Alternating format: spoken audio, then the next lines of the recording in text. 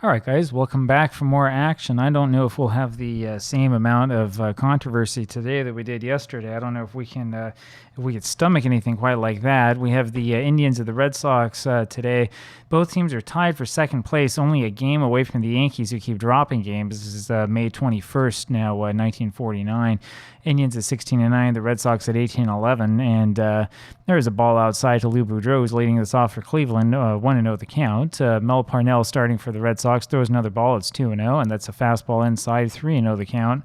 And there's a strike, 3-1 now on Boudreau.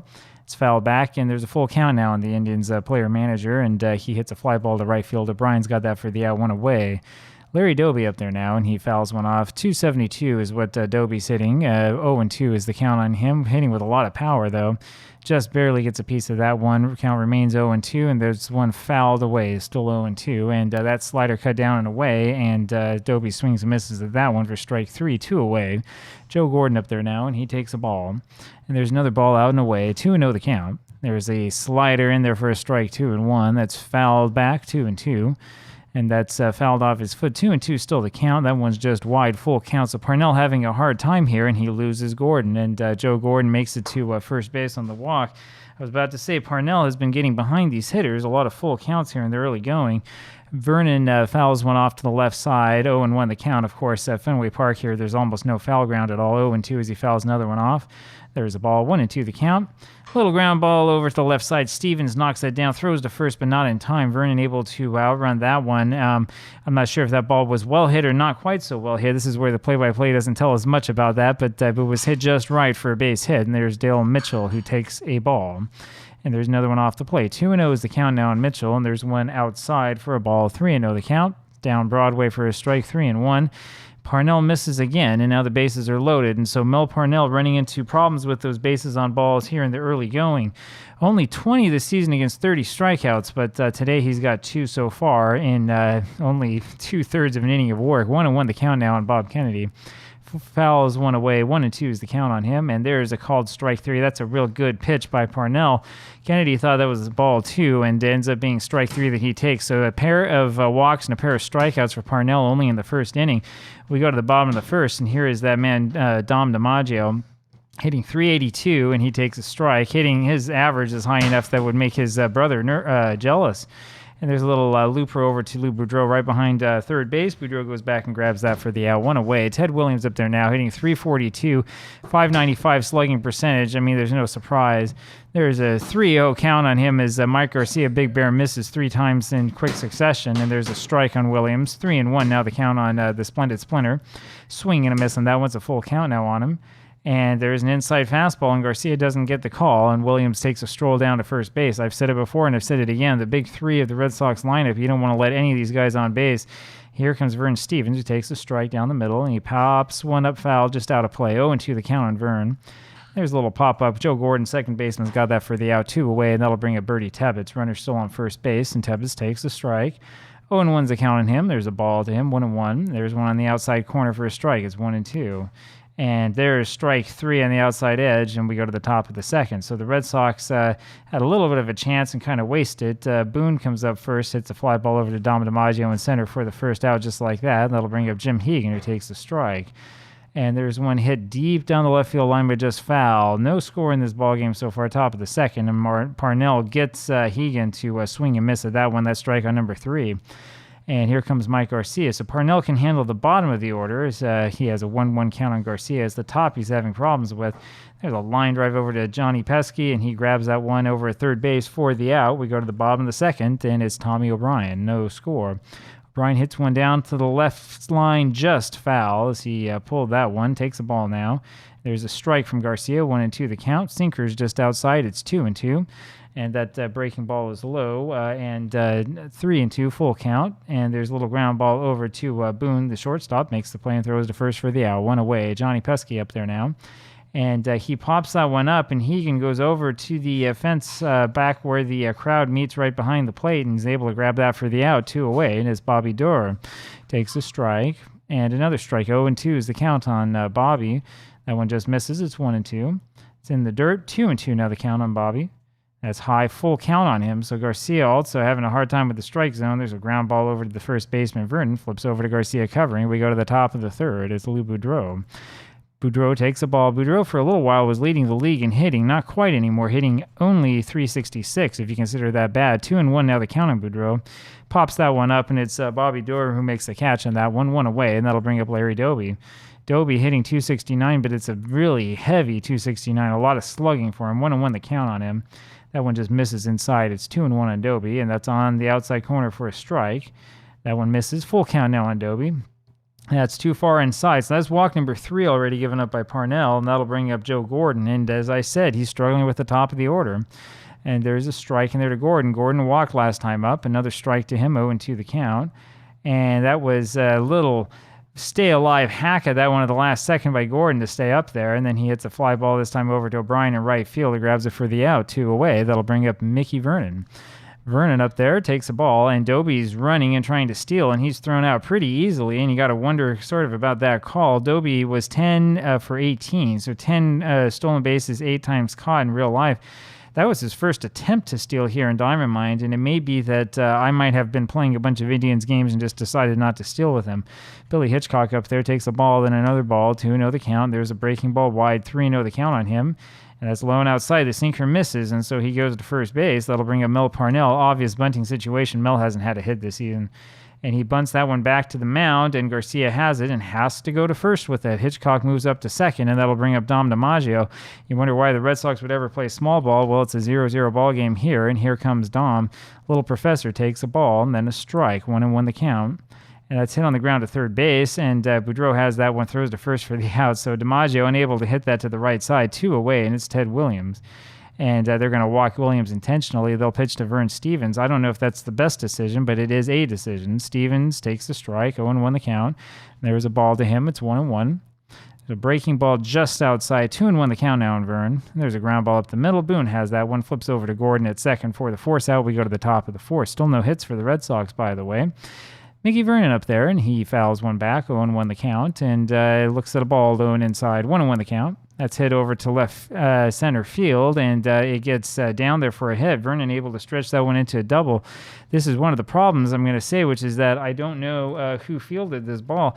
I might have taken a screenshot of this type of play-by-play earlier. I can't remember. You know, I'm trying to collect all sorts of special types of play-by-play.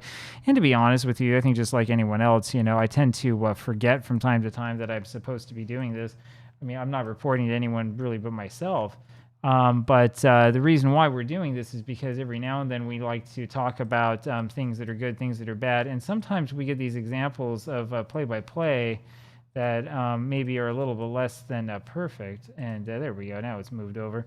And in this particular instance, I would say that it would be nice to know which outfielder got that ball. Vernon on his second base. Dale Mitchell up there now takes a ball.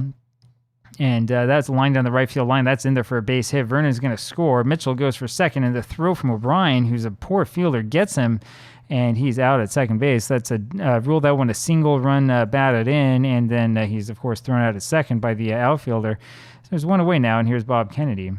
Kennedy takes a fastball inside for a ball, 1-0 the count. There's a sinker in there for a strike. It's 1-1.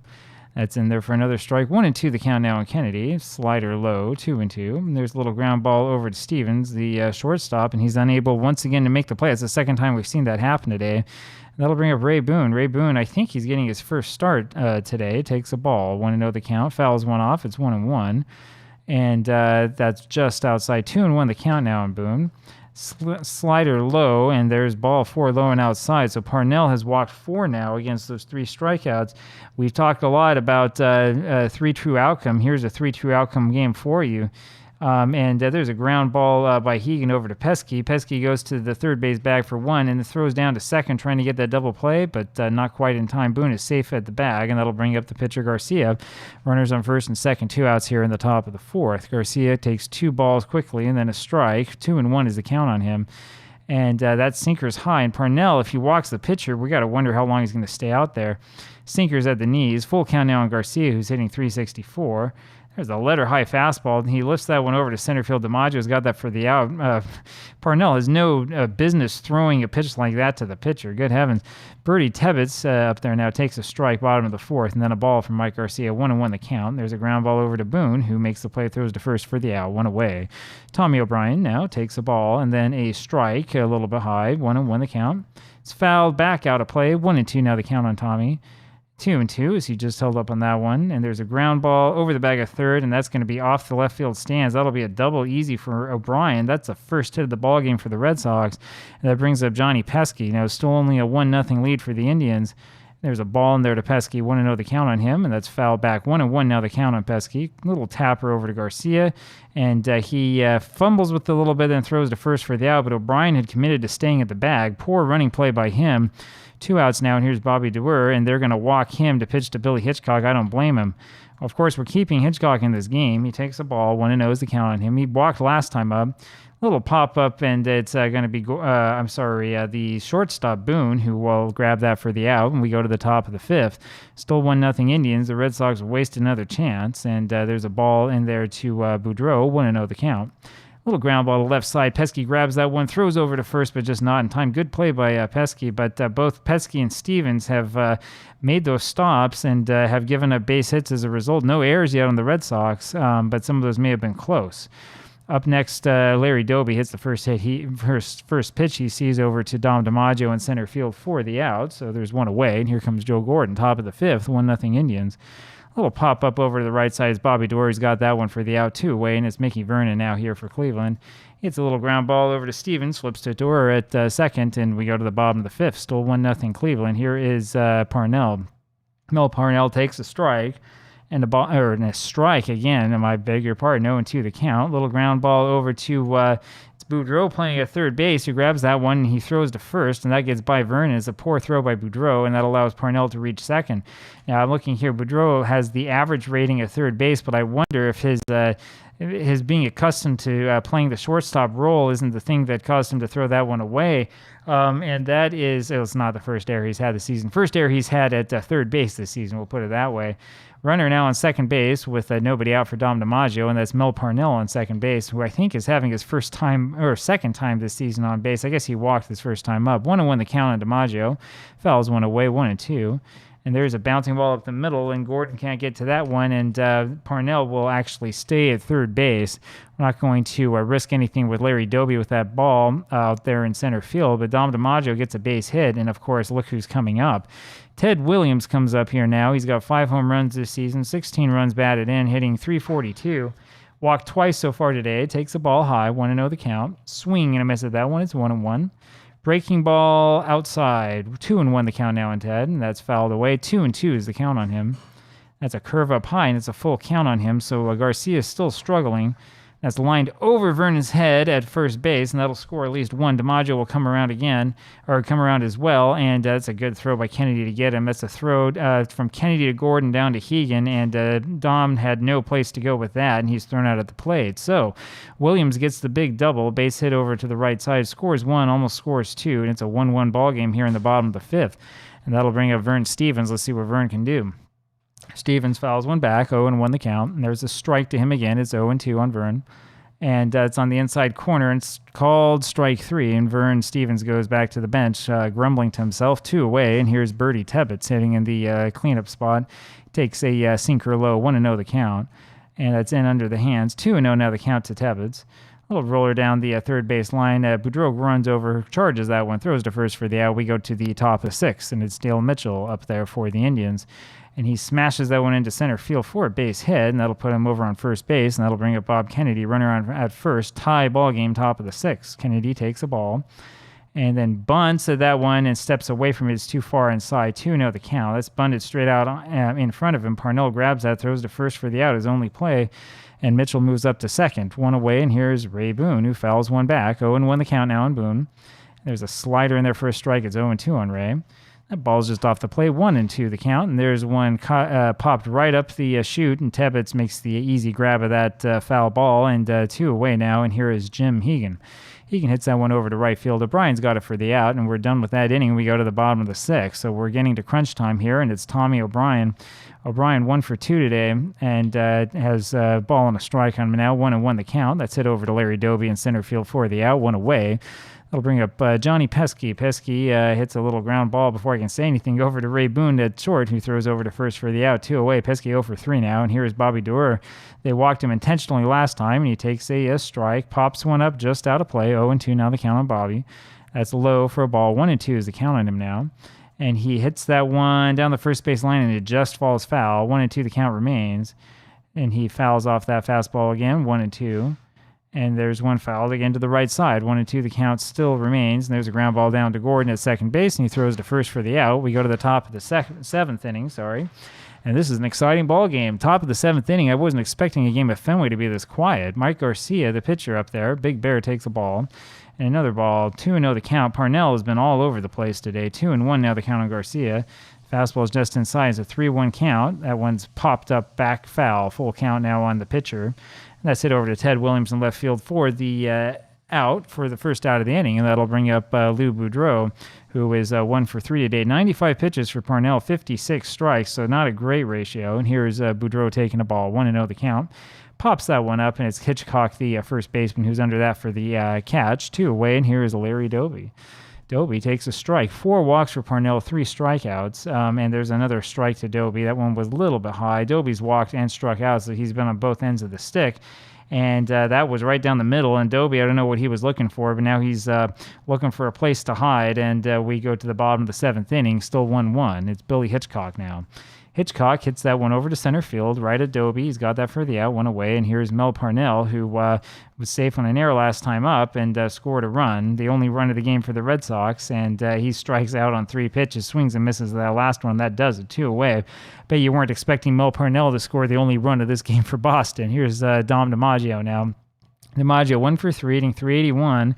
2-0 is the count on him, and there's a strike and then he's 2-1. DiMaggio was leading the league for a while. He might still be. I don't know. The game won't tell me. And he swings and misses at that third one for strike 3. We go to the top of the 8th inning. I guess I could look it up, but I'd rather play this game. Here's Joe Gordon now. He hits a ground ball over to Doerr at second base, and that eats him up. Doerr grabs that one, a routine ground ball, and he bobbles it, and that means that Gordon is safe at first. Now, ordinarily, I wouldn't look at this and think that this has the potential to be a big play because it's just a little error, right? You see that sort of thing all the time. At least we do. But in this situation, that could be very big because it's a 1-1 ball game, and you never know what's going to happen. Gordon, good runner on at first base. Mickey Vernon comes up next. He's a good bunter. So I think what we do first is I think we probably throw over to first base once or twice to let Gordon know that we're there. Throw over again, and nothing happening either one of those. Now we'll pitch to Vernon.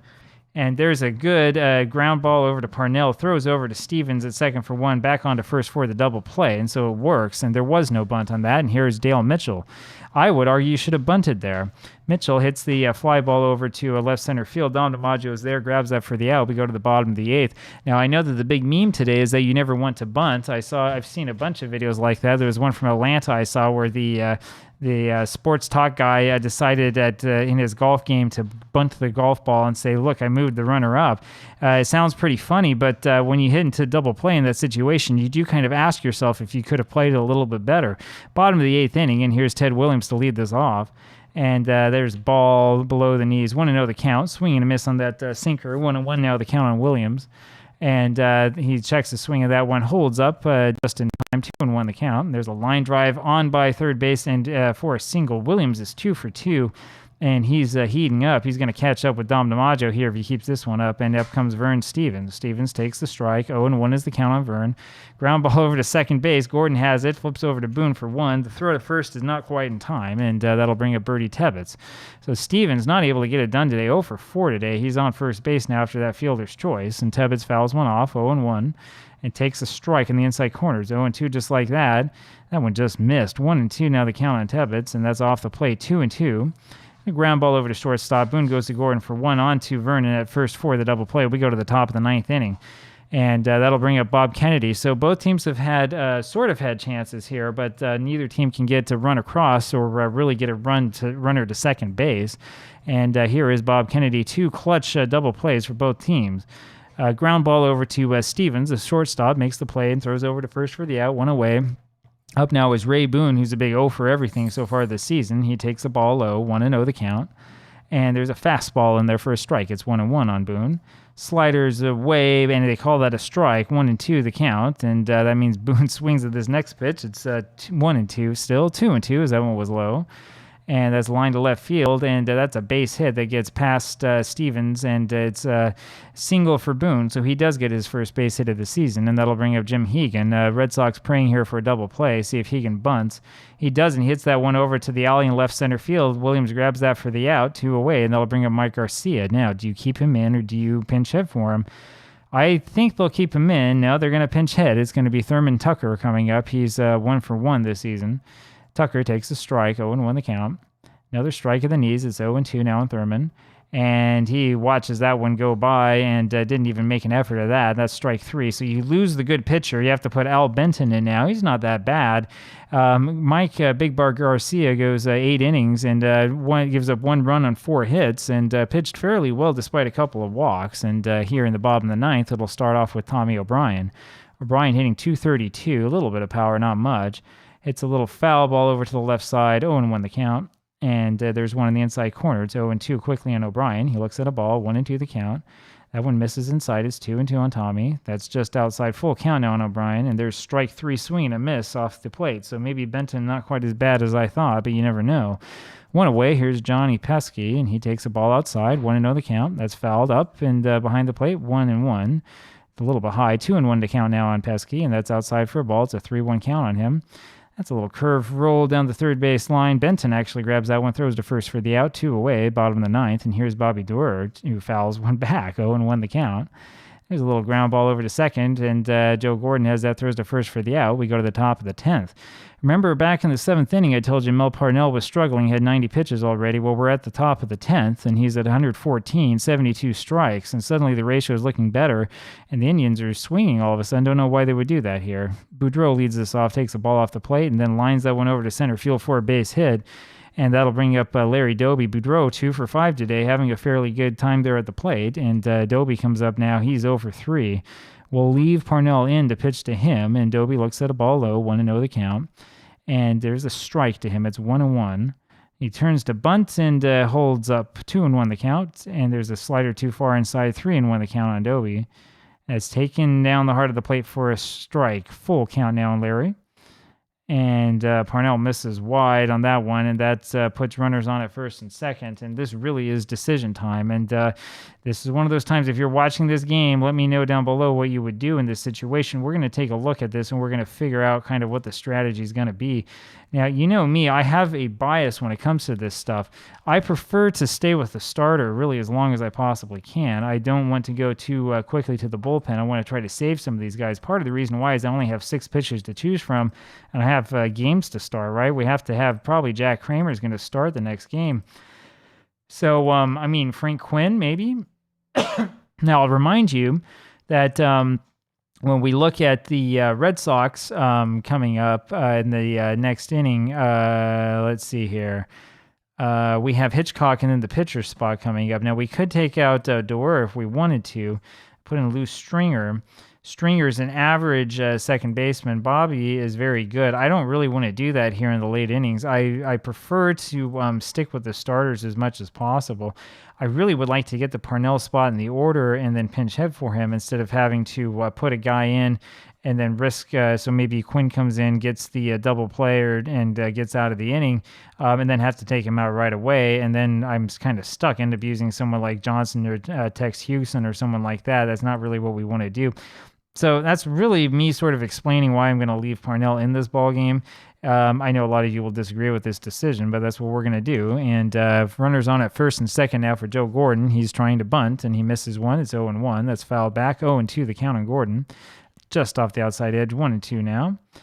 Foul back to the screen, still 1-2 on Joe. And that's a line down the third base line, just foul. And boy, I tell you, my heart was beating 1,000 miles an hour on that one. There's a ball in there to Gordon. And count now is 2-2. Tebbets had a throw to first base, and Doby made it back in time. And he goes around on that one and strikes out. Boy, that's a really, really big strikeout there, getting Gordon. And that means that with one out now, this will bring up Mickey Vernon. Vernon today so far is 2 for 4.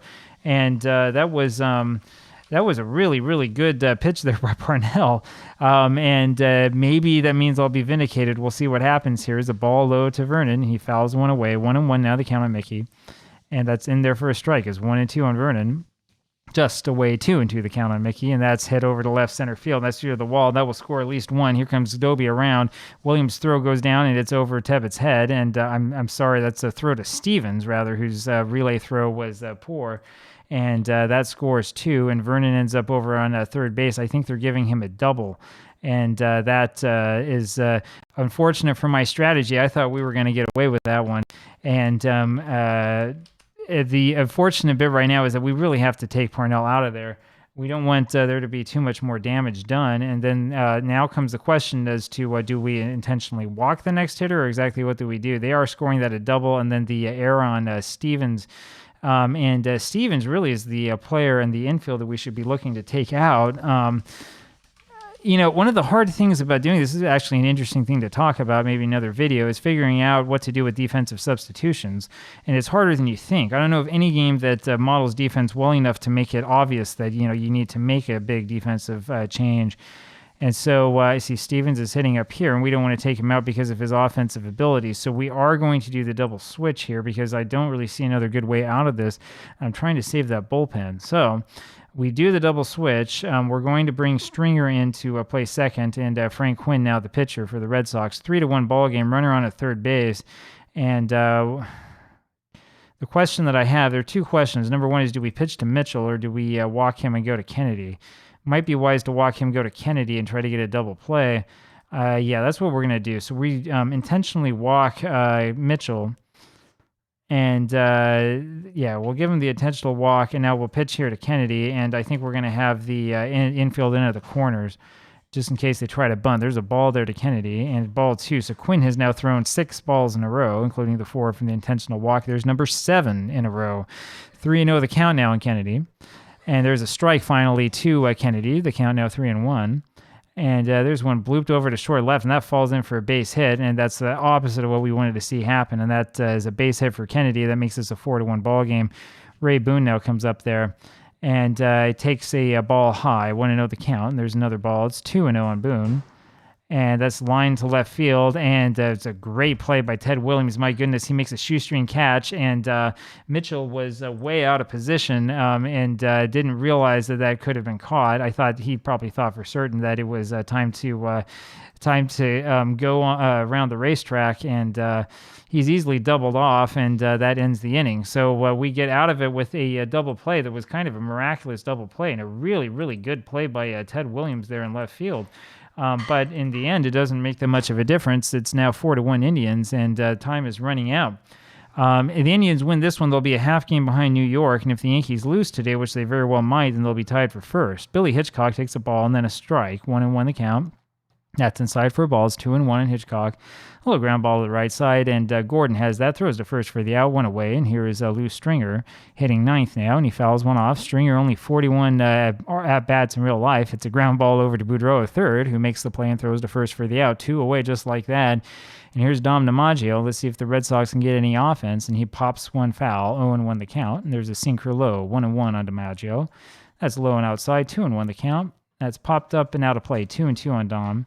That's just low. Full count now on DiMaggio. And foul tip, but he can't hold on. Full count remains, and that's low and outside. So DiMaggio walks. Now, you need one walk. You need a walk, and then you're going to need a bloop or another walk, and then you'll need a blast. Ted Williams up there now is invincible today. 2 for 2 with 2 walks. Takes a strike and a ball. 1-1 the count on the Splendid Splinter. That's just upstairs high. 2-1 the count on him. And that's hit down the right field line. That baby is gone. That's a home run, and that cuts the lead down to 1. And that is going to make this game suddenly very, very interesting. So Williams gets the home run with the runner on at first base, and suddenly that changes everything. And that'll bring up Vern Stevens. Stevens, as I mentioned before, has not been having a great game. Williams, you talk about Williams and the ability or the inability to have a clutch hitting performance. He's 3 for 3 today with the double and a home run, only a triple away from the cycle in case this game goes longer. Pitcher coming up now is Satchel Paige, who I considered starting. Paige, for those who are curious, you notice in Skeetersoft I can't do this. I can do this in Diamond at least. Paige had 31 appearances in real life, only 5 starts. He's got 5 appearances for us, including 2 starts. I kind of like to start him. I'm not sure if he's better as a starter or as a reliever. I haven't really, looked too deep into this at all. I suppose he probably is a little bit better as a reliever. I mean, I don't know what is the inherited runner stuff and all of that stuff. This is more statistics. It's kind of hard to just know on the fly how to interpret. 4-3 ball game, and we'll see if Paige can get the save here. And there's Stevens up there who takes a fastball around the knees called as a ball. And you got to wonder about these umpires. They're being a little bit too stingy. You want to know the count on Stevens, who's 0 for 4 today. And there's a swing and a miss for a strike. It's 1-1. Swing and a miss on that one. 1-2 the count now on Vern. And he swings and misses at that one, strike 3, and that does it. So Satchel Paige comes in and gets the 1 out, and he gets the save, and so that puts him into the save book for those of us who care about that statistic. Actually, it's kind of hard to care so much about a statistic that really didn't exist at the time. Paige goes in, though, and saves the day for the Indians, and the final score in this one is Cleveland 4, Boston 3. You've really got to wonder what might have been if not only if Vern Stevens had a little bit more luck in the base hitting department and had actually made some better contact. 0 for 5 is not great. You really got to wonder, though, what would have been if Mel Parnell hadn't have had all those walks early on, which kind of tired him out. So you play with fire and you get burned, and the Red Sox did get burned here. The Indians win this one and are now a half game behind the Yankees, and this pennant race is really heating up in the American League. I'll see you again tomorrow with a little bit more. We'll talk with you then. Bye-bye.